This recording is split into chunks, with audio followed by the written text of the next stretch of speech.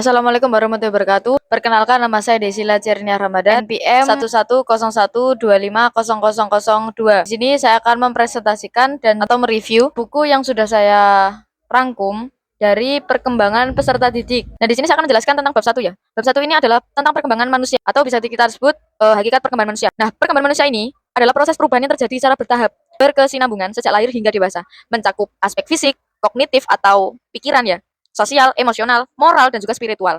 Nomor dua, tujuan mempelajari perkembangan peserta didik itu apa sih? Nah, agar pendidik memahami ciri, kebutuhan, dan perbedaan individu peserta didik sehingga dapat memilih pendekatan dan metode pembelajaran yang tepat. Jadi, tujuan mempelajari perkembangan peserta didik itu adalah agar pendidik memahami ciri-ciri atau kebutuhan yang ada pada individu peserta didik sehingga bisa menjadikan pembelajaran itu sebagai pembelajaran yang tepat. Selanjutnya ada bab 2, yaitu faktor-faktor yang mempengaruhi perkembangan manusia. Nah, nomor satu ini ada faktor hereditas atau keturunan. Merupakan pembawaan biologis sejak lahir yang menentukan potensi dasar anak, seperti inteligensi, bakat, dan juga temperamen. Nomor dua ini ada faktor lingkungan, meliputi keluarga, sekolah, teman sebaya, masyarakat, budaya, dan kondisi sosial ekonomi. Lingkungan sangat berperan dalam mengembangkan potensi bawaan anak, seperti itu. Nomor tiga, faktor kematangan dan belajar. Kematangan adalah kesiapan fisik dan mental untuk melakukan sesuatu, sedangkan belajar adalah proses pengalaman yang menimbulkan perubahan perilaku. Selanjutnya, nomor empat, interaksi antar faktor-faktor. Bisa kita artikan sebagai perkembangan peserta didik ini terjadi karena adanya interaksi dinamis antara hereditas dan lingkungan. Tidak hanya dipengaruhi salah satunya, seperti itu. Oke, selanjutnya ada bab 3 atau karakteristik dan prinsip-prinsip perkembangan peserta didik. Ciri-ciri khas perkembangan manusia serta prinsip-prinsip umum yang harus dipahami oleh pendidik. Nomor satu, karakteristik perkembangan peserta didik. Setiap individu berkembang secara bertahap dan berkesinambungan. Perkembangan bersifat individual artinya kecepatan dan juga arah perkembangan tiap anak itu beda. Perkembangan menyeluruh mencakup aspek fisik, kognitif, sosial, emosional, moral, dan juga spiritual. Selanjutnya, nomor dua, prinsip-prinsip perkembangan. Nomor tiga, implikasi bagi guru. Guru perlu memahami karakteristik tiap tahap perkembangan peserta didik agar dapat menyesuaikan pendekatan, metode, dan juga strategi pembelajaran yang tepat. Selanjutnya, ada bab 4, yaitu tentang aspek-aspek psiko atau fisik. Berbagai aspek perkembangan yang saling berkaitan antara fisik dan psikis yang mempengaruhi proses belajar dan kepribadian anak. Satu, aspek fisik meliputi tubuh atau perkembangan organ, kekuatan otot, dan lain-lain. Nomor dua, ada aspek intelektual atau kognitif, yaitu berkaitan dengan kemampuan berpikir atau mengingat, memahami, dan juga memecahkan sebuah masalah. Nomor tiga ini, aspek sosial dan emosional, menunjukkan kemampuan berinteraksi, bekerja sama, mengendalikan emosi, dan juga menyesuaikan diri. Selanjutnya ada nomor empat, yaitu aspek moral dan juga spiritual, berkaitan dengan kemampuan membedakan baik buruk, serta kesadaran terhadap nilai-nilai agama serta etika. Selanjutnya, nomor lima, keterpaduan aspek psikofisik. Semua aspek perkembangan saling mempengaruhi dan membentuk keutuhan pribadi peserta didik. Seperti itu. Selanjutnya, bab 5. Membahas tentang hubungan timbal balik antara perkembangan peserta didik dengan belajar. Nomor 1. Hubungan perkembangan dan belajar. Perkembangan menyediakan dasar bagi kemampuan belajar. Sebaliknya, belajar mempercepat dan memperkaya perkembangan. Keduanya berjalan saling mempengaruhi secara timbal balik. Nomor 2. Perkembangan sebagai dasar belajar. Anak hanya dapat belajar dengan baik jika telah mencapai tingkat kematangan tertentu atau usia tertentu, baik secara fisik maupun mental.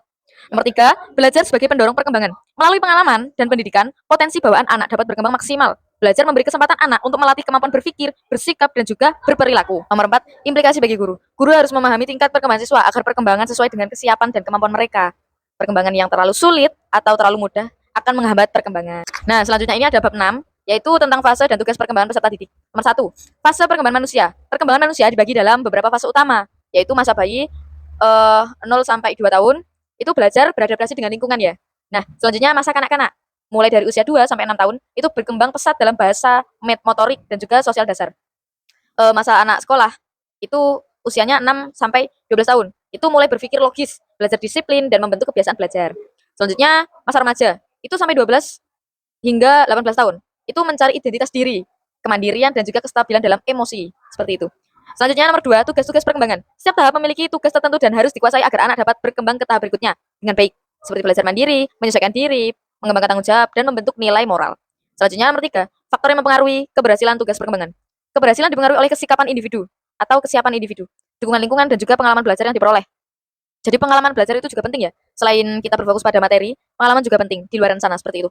Selanjutnya nomor 4 adalah peran guru dan juga orang tua. Diperlukan bimbingan, pengawasan, dan lingkungan yang kondusif agar anak mampu menyelesaikan tugas-tugas perkembangan sesuai tahap usianya. Jadi orang tua ini perlu sekali dalam perkembangan peserta didik. Selain guru ya, karena orang tua lah yang 24 jam sama kita gitu. Jadi benar-benar penting. Nah, selanjutnya nih ada bab 7. Bab 7 ini adalah tentang perkembangan motorik peserta didik.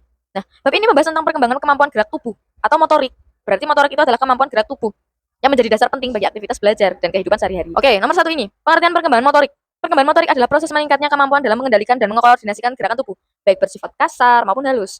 Nomor 2, jenis perkembangan motorik. Motorik kasar itu melibatkan otot besar, berlari, melompat, dan juga menendang. Ya pokoknya yang sekiranya berat-berat lah, seperti itu. Yang berbau olahraga, ya tentunya. Nah selanjutnya ada motorik halus. Motorik halus ini melibatkan otot kecil, menulis, menggambar, memegang benda-benda kecil gitu. Jadi otot kecil itu seperti itulah. Ya, nomor 3, faktor yang dipengaruhi oleh faktor genetik, kesehatan fisik, gizi, latihan lingkungan, dan kesempatan untuk bergerak. Nomor 4, tahap perkembangan motorik. Setiap anak berkembang sesuai usia dan latihan yang diterimanya. Semakin sering digunakan, kemampuan motorik semakin terasah. Misalkan kalian mau latihan bola ya. Nah, kalau semakin kalian berlatih dan terus berlatih, berarti semakin lihai juga kalian menendang bola. Menendang kan mengikuti jenis perkembangan motorik juga, yaitu motorik kasar, ya kan? Seperti itu. Nomor 5 nih, implikasi dalam pendidikan. Guru harus memberikan aktivitas yang sesuai dengan kemampuan motorik serta untuk kemampuan motorik peserta didik, misalnya bermain, berolahraga, atau kegiatan prakarya yang mengasah atau melatih pikiran juga, serta koordinasi tubuh. Kalau prakarya kan biasanya kita berlatih untuk kreatif ya. Nah, itu bagaimana cara kita mengemasnya atau mengaplikasikannya, bisa kita membuat kerajinan-kerajinan, itu kan yang bermain kan antara otak dan juga tangan. Jadi itu untuk melatih koordinasi dalam tubuh seperti itu. Nah, oke teman-teman, selanjutnya ada bab 8. Bab 8 adalah bab terakhir dari perkembangan peserta didik ya. Bab 8 ini adalah perkembangan kognitif peserta didik. Bab ini membahas tentang perkembangan kemampuan berpikir dan memahami yang menjadi inti dari proses pembelajaran peserta didik. Nomor 1, pengertian perkembangan kognitif merupakan proses perubahan dalam cara berpikir, menalar, mengingat, dan juga memahami atau memecahkan suatu masalah seiring berjalannya waktu atau bertambahnya usia dan juga pengalaman. Nah, nomor 2 ini teori-teori perkembangan kognitif. Ada dari teori Jane Piaget. Perkembangan kognitif terjadi melalui 4 tahap. Sensori motor atau tahap 0 sampai 2 tahun usia balita ya. Selanjutnya ada operasional 2 sampai 7 tahun. Selanjutnya ada operasional konkret 7 sampai 11 tahun dan juga operasional formal 11 tahun ke atas. Nah, menurut Lev Vygotsky menekankan pentingnya interaksi sosial dan lingkungan budaya dalam membentuk kemampuan berpikir anak. Seperti itu. Nah, selanjutnya ini ada dari Brunner. Brunner ini menyoroti peran penemuan dan pengalaman belajar langsung dalam membangun pengetahuan. Itu adalah teori-teori dari perkembangan kognitif ya. Nah, selanjutnya nomor 3, faktor yang mempengaruhi perkembangan kognitif meliputi kematangan otak, stimulasi lingkungan, pengalaman belajar, dan juga motivasi serta dukungan dari seorang guru atau orang tua. Nomor 4, yang terakhir adalah implikasi dalam pembelajaran. Guru harus bisa menyesuaikan cara mengajar dengan tahap berpikir peserta didik dari konkret menuju abstrak, dari pengalaman langsung menuju ke penalaran logis seperti itu. Terima kasih atas review buku tadi, yaitu Perkembangan Didik, karya dari ciptaan Dr. Andes Hamuni MSI, Dr. Andes Muhammad Idrus MPD, dan juga Dr. Anda Aswati MHUM. Dari saya sekian, terima kasih dan wassalamualaikum warahmatullahi wabarakatuh.